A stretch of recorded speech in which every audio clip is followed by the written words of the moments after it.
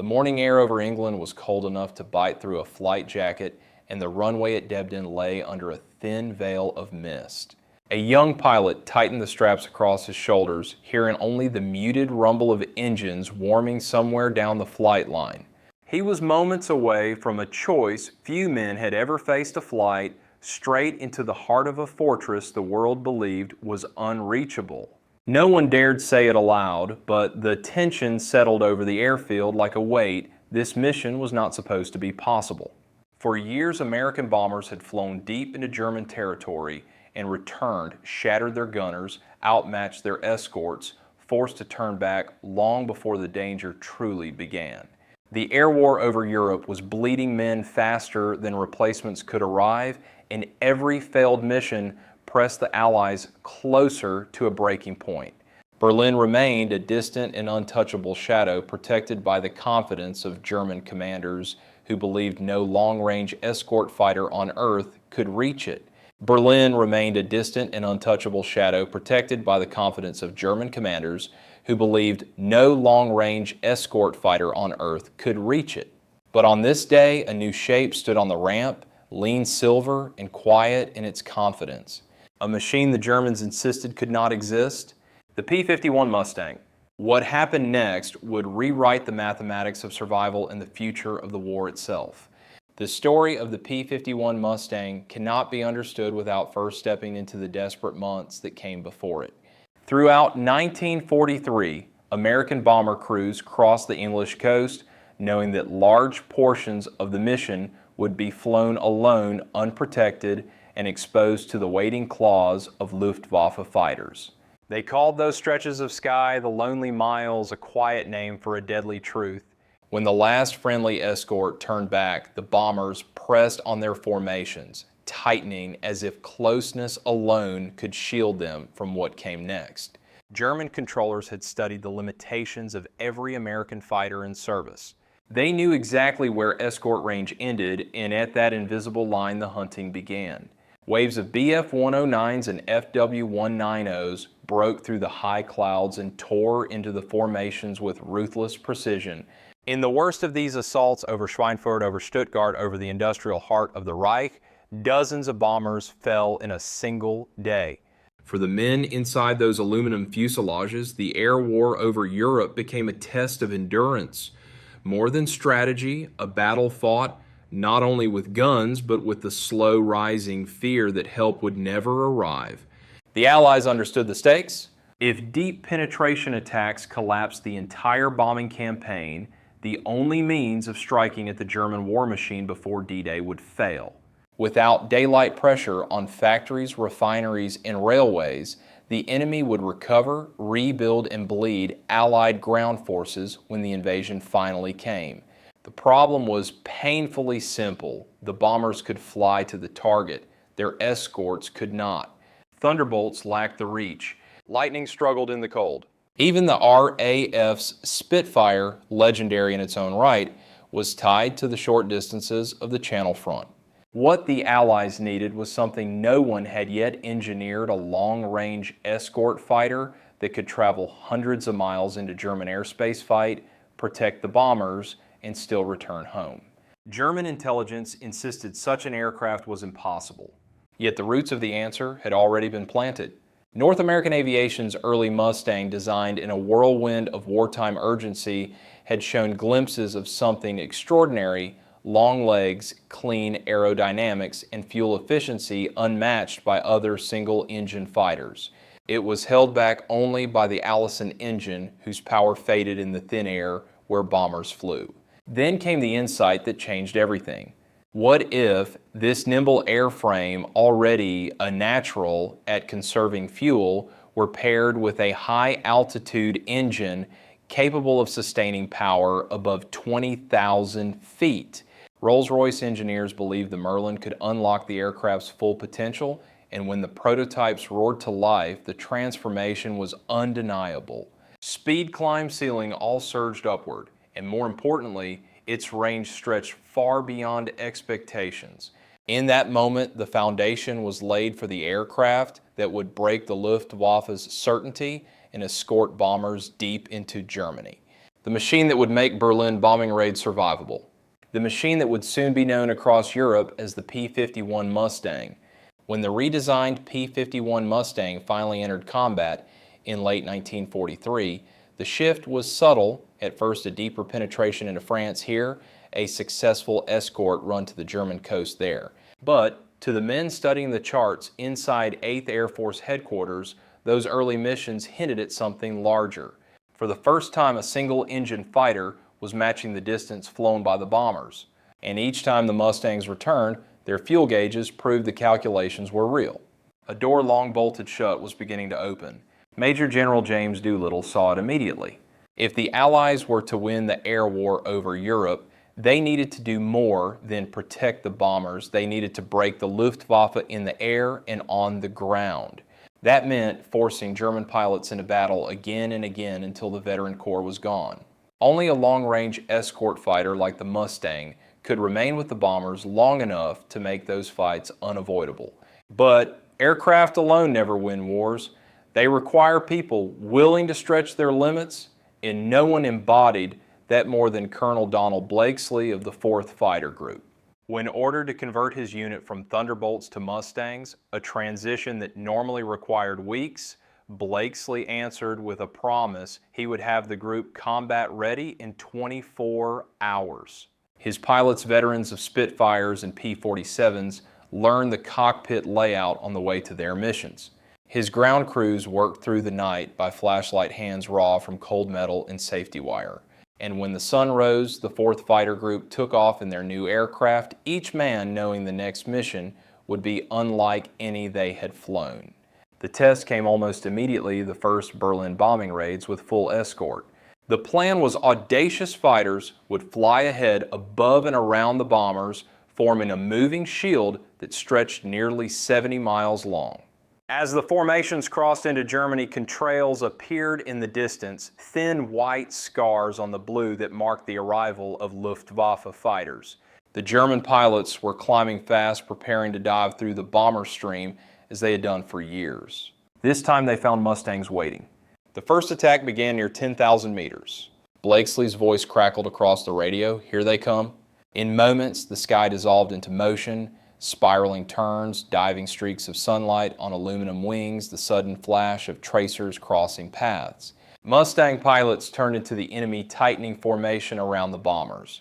Bf-109S rolled into head-on attacks, but were met by interceptors that could finally match their energy. FW-19Os dove through the clouds, only to find P-51s in pursuit the fight, extending all the way down to the haze below. Within minutes, the Luftwaffe realized this was no longer the familiar battlefield they had dominated. The escorts weren't turning back. They weren't thinning out. They were growing stronger the farther into Germany they flew. And high above Berlin, as bombs began to fall through the flak-scarred air, it became clear that the P-51 Mustang had done the impossible. It had carried the war all the way to the Nazi capital and was ready to bring its crews home again. The first escorted raids into Berlin stunned German commanders, but the true breaking point followed only days later. On March 6, 1944, the Luftwaffe committed everything it had.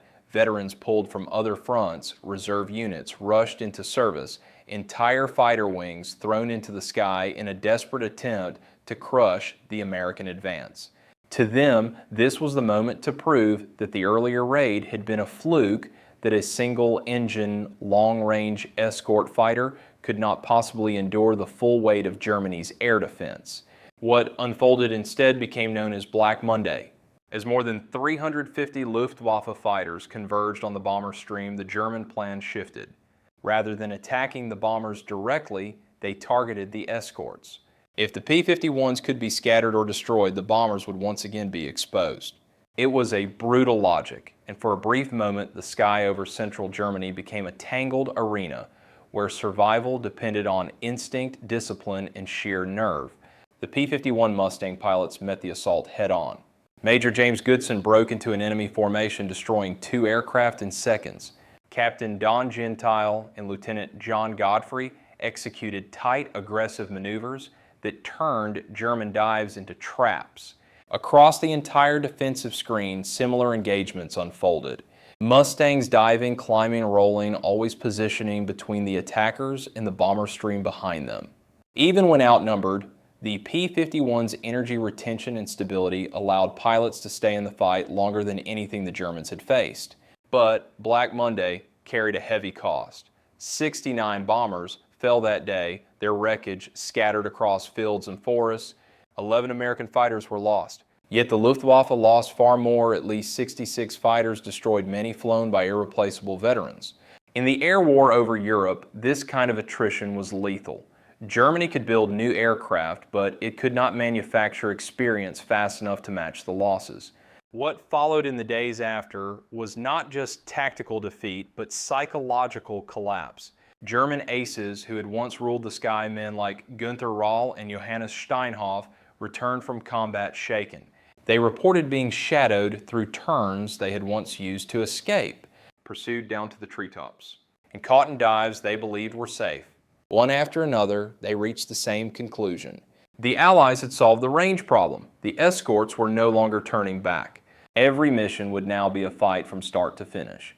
As Berlin bombing raids continued, the German system began to unravel. Replacement pilots arrived with barely 200 hours of flight time, a fraction of what was needed for high-altitude combat. Synthetic fuel plants were burning. Transportation networks were fractured. Airfields across Germany suffered repeated strafing attacks where P-51s destroyed fighters on the ground faster than they could be repaired. By the end of March 1944, the Luftwaffe's day fighter force, once feared across the continent, had been hollowed out. And at the center of that transformation stood the silver wings of the P-51 Mustang, the aircraft that turned German certainty into despair and shifted the balance of the war. From Washington to London, the arrival of the P-51 Mustang was recognized as far more than a technical improvement. It was a strategic turning point. To American commanders who had watched bomber crews fall in horrific numbers, the Mustang represented something rare in war, a solution equal to the scale of the problem. General Henry Hap Arnold called its appearance over Germany one of the great miracles of the conflict. A quiet admission that without a true long-range escort fighter, the daylight bombing campaign might have collapsed entirely. Inside 8th Air Force headquarters, analysts charted the numbers with a mixture of relief and astonishment. Bomber loss rates, once catastrophic, fell sharply. Targets once considered unreachable, the Ruhr-Leipzig and eventually the Nazi capital itself, now lay within operational range.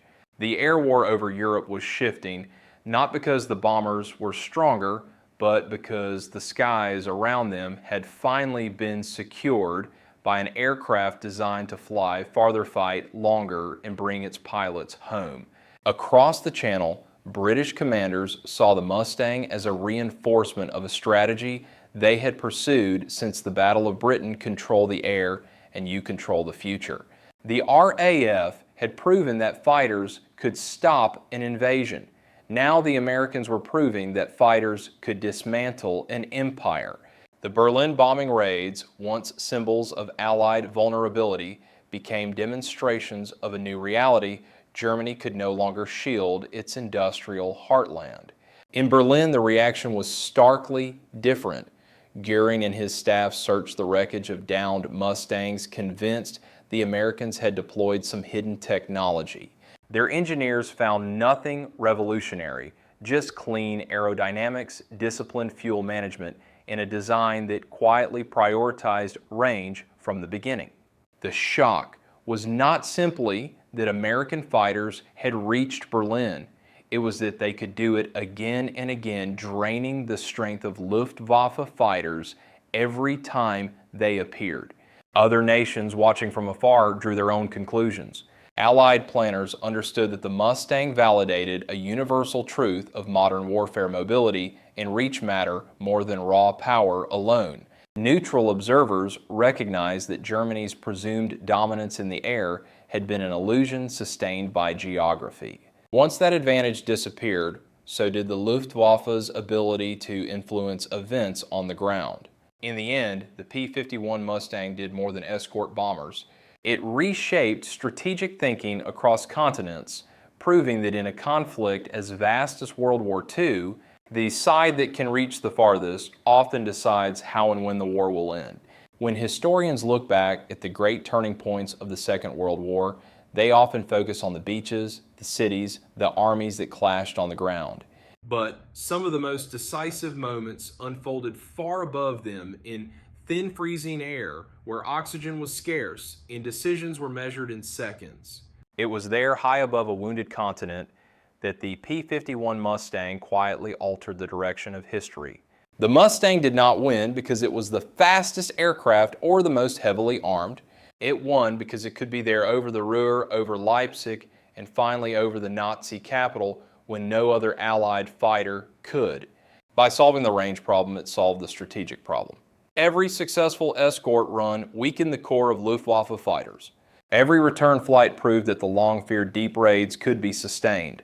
And every reduction in bomber losses allowed the Allied offensive to continue pressing inward, dismantling Germany's ability to wage modern war.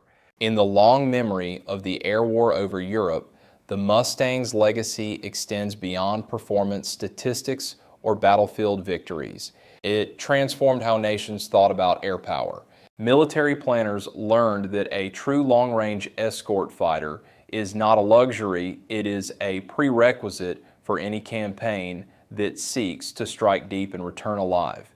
That lesson shaped the design philosophy of generations of fighters that followed, all tracing their lineage back to a machine that once defied German intelligence reports. But its greatest legacy may be written in quieter moments. In the faces of bomber crews who once flew into Germany believing they would never return and who looked out their windows to see silver wings sliding into formation beside them. In the hands of ground crews who worked through rain and darkness so those same aircraft would be ready at dawn. And in the memory of pilots who carried the weight of 6-hour missions, knowing that a single mistake could leave them alone over hostile territory. In the end, the Berlin bombing raids succeeded not simply because of machinery, but because ordinary men, engineers, mechanics, strategists, and pilots refused to accept the limits placed before them.